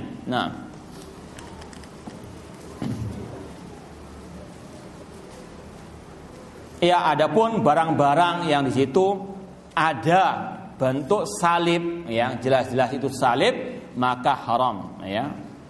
Cuma sekali lagi perlu dipelajari apa ciri khas salib tersebut. Jangan asal ini tekel ini lantai ini kan kalau dia itu kan bisa bentuknya seperti itu. Ini terlalu tanatu. Karena ada sebagian orang itu. Ini berarti pakai lantai kayak ini tanat karena bisa jadi salib. Ini halakal mutanatiun. Ini namanya lebay.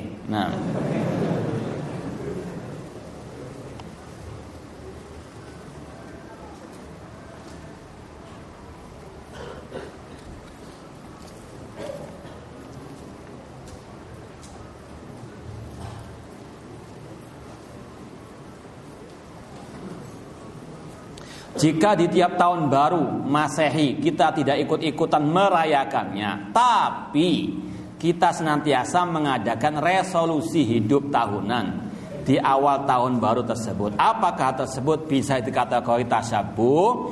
Ini namanya samirawon. Sama saja. Meskipun pakai model yang lain. Kalau yang kebiasaan banyak orang turun ke jalan, ini turun ke masjid. Namun sama dalam rangka tahun baru tersebut. Cuma dibungkus dengan bungkus Islami. Sekarang ini banyak yang dibungkus Islami, namun hakikatnya tidak sama sekali sesuai dengan turunan al-Islam. Sama tahun baru dengan tahun yang lain, atau hari tahun baru dengan tahun yang lain tidak ada bedanya. Maka hasibu anfusakum qabla an tuhasabu, tanpa mengkhususkan hari-hari tersebut. Ada pula yang menggunakan acara tahun baru dengan tahajud bersama. Ini sama saja hukumnya tasabuh dengan orang-orang al-kufar yang Rasul tidak mencontohkan sama sekali.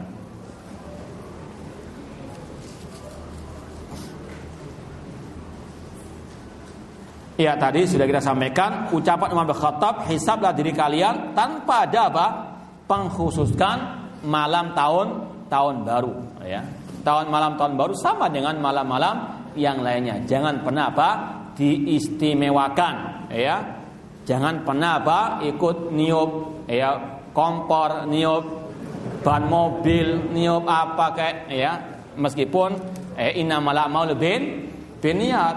Tetap nggak boleh meskipun kan yang nggak boleh niup trompet Ustaz. Niup ban juga nggak boleh kalau memang niatnya untuk merayakan. Menyalakan lilin haram, nggak boleh dalam tahun baru kalau niatnya memang merayakan. Sama juga menyalakan kompor kalau niatnya untuk apa? Merayakan. Innamal a'malu binniyat.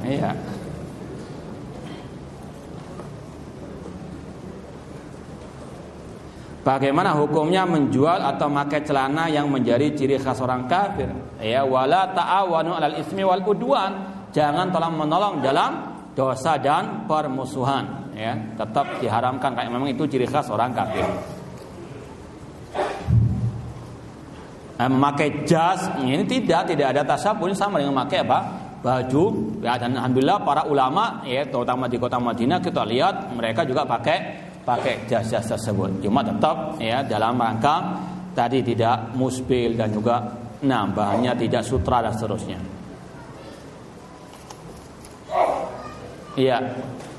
Demonstrasi apakah termasuk apa? Demonstrasi apakah termasuk tasabuh? Tasabuh dengan yang pertama kalau dalam orang-orang yang mengaku kaum muslimin tasabuh dengan tokoh Syiah Rafidhah Abdullah bin Sabah al-Yahudi. Karena dalam sejarah kaum muslimin yang pertama kali mengadakan demo adalah Abdullah bin Sabah al-Yahudi ketika mendemo kediaman Al-Khalifatul Rasyid Utsman bin Affan radhiyallahu taala anhu. Ditambah lagi juga yang pertama kali mengadakan demo adalah orang-orang al-kufar. Wallahu taala alam. Hari raya, yang kedua mengucapkan selamat kelahiran atas Isa al-Masih, bukan Yesus. Yang pertama sebagaimana kita katakan tadi, wala ta'awanu 'alal itsmi wal udwan. Antum boleh ndak jaga diskotik? Jaga tok, saya nggak pernah masuk, jaga di luar tok. Sama apalagi dalam rangka ini kekufuran. Naudzubillah min dalik. Kemudian tadi pertanyaan masalah yang terakhir apa tadi?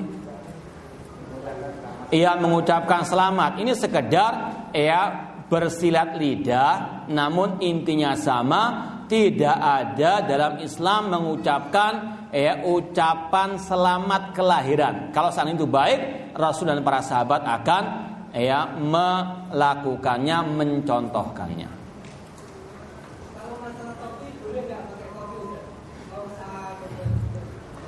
Wallahu a'lam. Kalau sampai derajat mengharamkan, wallahu a'lam saya tidak bisa. Cuma lebih baik pakai ciri khas orang-orang yang soleh. Tasabbahu bil kiram. Karena sekali lagi itu ada pengaruh dalam apa?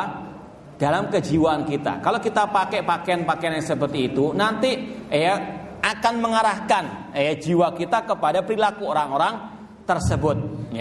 Kalau pakai topi seperti itu, nanti keluyurannya ke mal-mal. Namun kalau pakai kopiah, insya Allah ke masjid. Wallahu a'lam.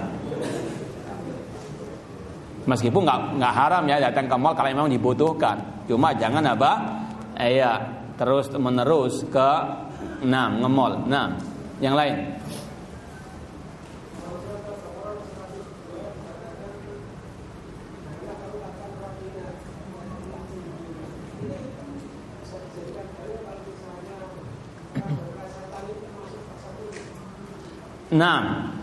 Pelesetan ini kalau tidak sampai kepada arah tadi pelecehan kepada arah yang diharamkan dalam syariat, ini ada masalah dalam artian seperti kalau istilah tauriyah kalau dalam bahasa Arab tauriyah itu mengucapkan sesuatu yang memiliki dua makna, yang dohir dan yang batin.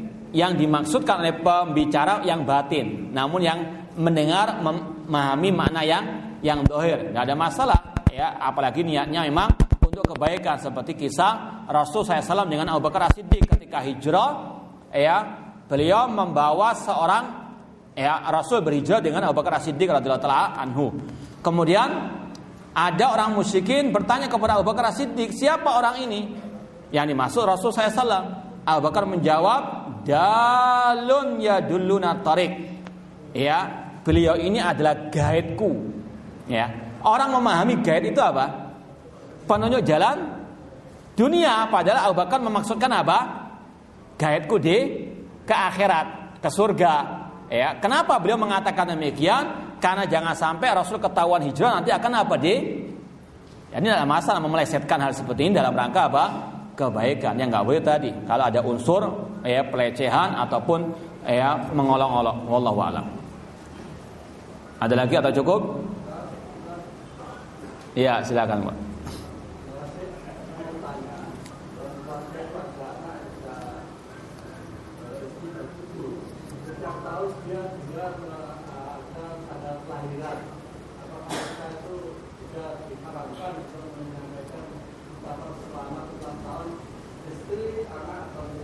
Iya, sama Pak. Itu kebiasaan orang-orang kafir. Tidak ada dalam Islam perayaan ulang tahun. Seandainya itu baik, Rasul dan para sahabat yang akan pertama kali mencontohkannya kepada kita. Nggak ada ulang tahun Imam Syafi'i juga nggak ada. Ya. Jadi itu adat-adat mereka. Makanya sampai detik ini, mengapa di antara rahasia mengapa kaum muslimin sampai detik ini dijajah, ditindas? Karena ini kebiasaan orang-orang kafir mereka tiru, maka mereka pun tetap di bawah penjajahan orang-orang kafir. Makanya kita kalau ingat sabda Rasul dalam Sahih Bukhari, rahasia kemenangan kaum muslimin ada pada masalah yang kita bahas ini, yaitu ketika kaum muslimin punya identitas sendiri. Rasul mengatakan la taqumus sa'a hatta yuqatilal muslimun al-yahud. Tidak akan tegak hari kiamat sampai kaum muslimin memerangi orang-orang Yahudi. Ini pasti akan terjadi. Cuma kapannya jangan ngeramal-ngeramal, ya. Nanti malah enggak menang-menang, ya, kalau suka meramal. Yang penting kita amalkan hadis ini. Apa itu? Kata Rasul, tidak akan tegak hari kiamat sampai kaum muslimin memerangi orang Yahudi. Kalau sekarang terbalik, Yahudi yang memerangi kaum muslimin. Nanti pada akhir zaman, kaum muslimin akan memerangi orang Yahudi. Fayaktulahumul muslimun. Kaum muslimin akan membunuh orang-orang Yahudi. Ini pasti sudah. Rasul yang mengatakan, dan Rasul tidak mengatakan dari hawa nafsu beliau, namun dari wahyu Allah Subhanahu wa taala. Karena kata Rasul, fayakhtabiul yahudi min warail hajar wasyajar. Nanti orang Yahudi akan bersembunyi di balik bebatuan, balik pepohonan. Dan semua pepohonan bebatuan akan berkata, ya Abdullah, wahai Abdullah. Kata para ulama, ini yang akan memenangkan perang. Wahai Abdullah, bukan yang sekedar namanya Abdullah, bukan. Namun Abdullah yang hakiki, yang beribadah hanya kepada Allah. Ya'budunani la yusyrikuna bi syai'a. Yang Allah katakan dalam surat An-Nur ayat 55 tentang kemenangan umat Islam itu dengan tauhid, yaitu ketika mereka ya'budunani, beribadah hanya kepadaku saja, tidak berbuat syirik kepada Allah Subhanahu wa taala. Ini Abdullah yang akan memenangkan perang dengan orang Yahudi, ya. Kemudian kata pepohonan bebatuan, ya Muslim, wahai Muslim, Muslim yang sejati, yang tahu Islamnya yang sebenarnya. Tadi Islam yang terbangun di atas 3 pondasi: al-istislam lillahi bit-tauhid, wal inqiyadu lahu bit-ta'ah, wal bara'atu minasyirki wa alihi. Ya Abdullah, ya Muslim, ta'alau hada yahudi khalfi uqtulu. Pepohonan bebatuan akan mengatakan, wahai Abdullah, wahai Muslim, di belakangku ada orang Yahudi, bunuhlah dia. Ilal gharqat, kecuali pohon gharqat, karena itu pohonnya orang Yahudi. Ini kata ulama, kalau kaum muslimin mau menang, tidak dijajah lagi oleh orang Yahudi, harus punya identitas muslim yang sejati, bukan Islam KTP, namun Islam ala tauhid, ala sunnah, ala tadi bara'ah minasyirki wa ahlihi. Nah, cukup? Masih ada? Salam.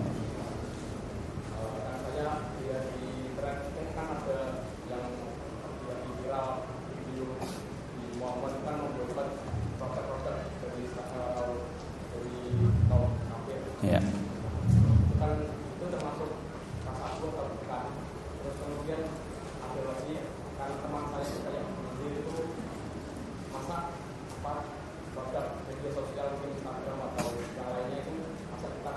Ya. Bismillah.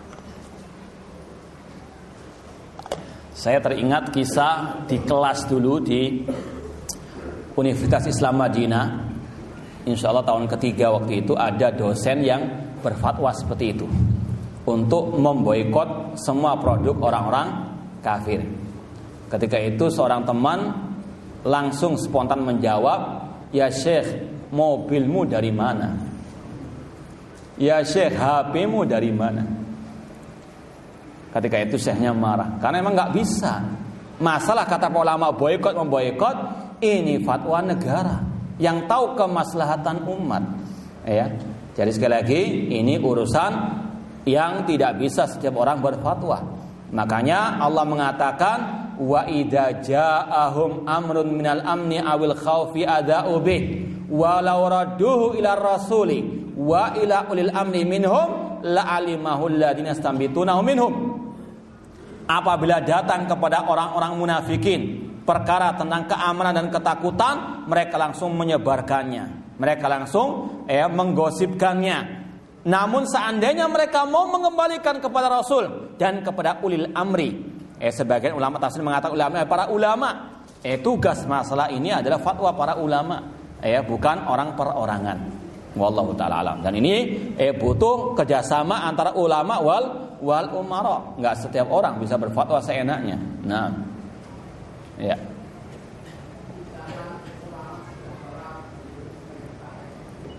Iya, sebagaimana kita sampaikan tadi, Islam punya identitas sendiri dengan mengucapkan assalamu alaikum. Ya, ini yang cukup bagi kita seorang muslim dengan salam ala Rasul sallallahu alaihi wasallam. Jangan ikut latah orang-orang yang lain. Nah, ada yang lain?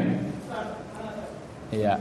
Di dalam Islam itu adanya berubah, artinya kita. Ada apa? Bahasanya apa tadi sebelumnya? Ghuraba bukan? Ya, baku kudeta ya.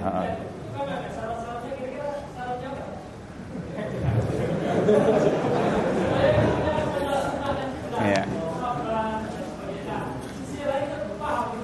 Ya, awas si kudeta istrinya lo ya. Ya. Adapun masalah kudeta kalau dalam bahasa Arabnya al-khuruj alal hakim, kudeta memberontak kepada pemimpin, itu syaratnya ada 3. Yang pertama, pemimpinnya kafir, entah kafir asli atau murtad. Ya, kalau yang murtad ini lihat siapa yang menghukuminya murtad. Tidak semua orang. Ya, apalagi zaman sekarang banyak kelompok teroris yang menyebarkan syubhat pemimpin kafir dan sebagainya. Ini kita tinggalkan. Yang berhak memfatwakan pemimpin ini murtad, sudah kafir setelah muslim, ini para ulama. Fas'alul dzikri in kuntum la ta'lamun. Kalau sudah jelas pemimpinnya misalnya kafir alias tadi non muslim bahasa halusnya, ada syarat yang kedua, enggak langsung dikudeta. Kemampuan kaum muslimin, kaum muslim punya kemampuan tidak? Dalam Islam ada fattaqullaha mastata'tum, la yukallifullahu nafsan illa usaha. Semua ibadah dalam Islam terikat dengan fattaqullaha mastata'tum. Allah enggak membebani suatu jiwa kecuali dengan kemampuannya. Rasul, para sahabat orang yang paling pemberani. Namun ketika di kota Mekah enggak ada jihad dengan pedang. Kenapa? Belum mampu. Allah Maha tahu. Tidak ada jihad dengan apa? Senjata, disuruh bersabar. Makanya Syekhul Islam Ibnu Taimiyah mengatakan, al-muslimun in kanu fi makanin aw fir ardin hum fiha mustad'afun falyamalu bi ayati sabar. Jika kaum muslimin ada di suatu tempat, di suatu waktu, mereka itu lemah, maka hendaklah mereka mengamalkan ayat-ayat tentang kesabaran. Namun kalau mereka sudah kuat, maka amalkan ayat-ayat tentang masalah jihad. Ini yang Rasul praktekkan. Enggak langsung teriak jihad tanpa kemampuan. Yang kedua sekali lagi harus ada kemampuan, kekuatan. Jangan sampai kalau kita ibaratkan pemimpin yang kafir itu punya jet tempur, pesawat tempur, sedangkan kita hanya punya becak tempur. Ini bunuh diri namanya. Wala tulqu bi'aidikum ila ila tahluka. Jangan mengatakan itu para sahabat, mereka enggak punya senjata, mereka berani. Anda siapa sahabat siapa? Ya, mereka aulia Allah. Ya, mereka dibimbing akidah luar biasa Rasulullah SAW. Ya, ini sekali lagi syarat yang kedua, punya kemampuan kekuatan yang memadai. Ya, punya kekuatan cuma enggak memadai, haram. Ya, seperti sebagian ulama ketika menjelaskan tentang kejadian perang di Suriah sekarang. Ya, kita support kaum muslimin di Suriah. Ya, kita doakan semoga Allah menolong mereka, semoga Allah membinasakan Bashar Assad dan orang-orang kafir dari komunis Rusia ataupun Syiah Nusairyah dan Rafidhah. Namun ada hikmah yang perlu kita petik dari kejadian ini. Sudah bertahun-tahun lamanya perang, habis-habisan negeri Suriah. Itu di antara sebabnya mengapa terjadi demikian. Karena mereka gegabah berfatwa untuk mengkudeta. Betul Bashar Assad kafir, namun kaum muslimin punya kekuatan yang memadai. Makanya apa sampai sekarang belum bisa tuntas, belum bisa menang. Bahkan ratusan ribu kaum muslimin terbantai. Ya. Ini pelajaran yang berharga. Harus ada kemampuan yang memadai. Yang ketiga, ini pertimbangan maslahah dengan mafsadah. Dan ini butuh tadi umara wal ulama atau tokoh-tokoh kaum muslimin yang berkumpul, mereka berembuk mempertimbangkan kalau mengkudeta ini kerusakannya lebih besar atau kemaslahatannya. Ya, ini butuh sekali lagi pertimbangan yang luar biasa. Bukan setiap orang. Jadi itu 3 syarat utamanya. Nah, namun selama pemimpin kita masih muslim, haram secara mutlak hukumnya mengkudeta, hukumnya merevolusi, haram selama masih muslim, bagaimanapun kezalimannya, bagaimanapun kekeliruan, kesalahannya. Karena Rasul mengatakan wa alla nunazi'al amra alahu illa antara kufran bawahan. Kita dilarang mengkudeta sampai kalian melihat pemimpin kalian kafir dan kalian memiliki bukti yang nyata di sisi Allah Subhanahu wa taala.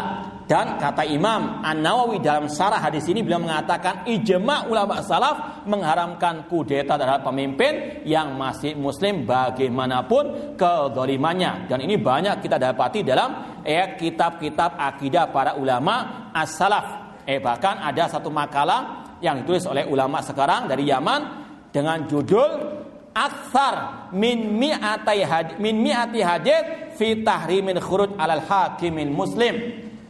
Ada lebih 100 hadis yang mengharamkan kudeta terhadap pemimpin yang masih muslim. Nah, terakhir ya. Oh, salah apa, Pak?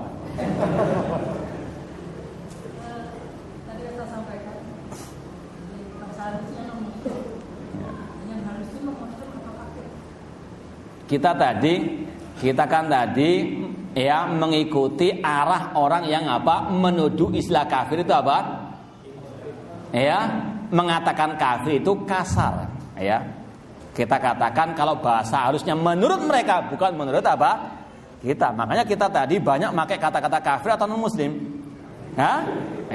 Itu sekedar kita hanya memberikan sindiran kepada mereka. Itu halusnya kata mereka non muslim, padahal dalam Al-Quran itu dengan bahasa kafir. Jadi intinya kita tidak boleh fobia, tidak boleh alergi dengan pemakaian kata kafir selama memang tepat sasarannya. Kalau orang muslim jangan dikatakan kafir.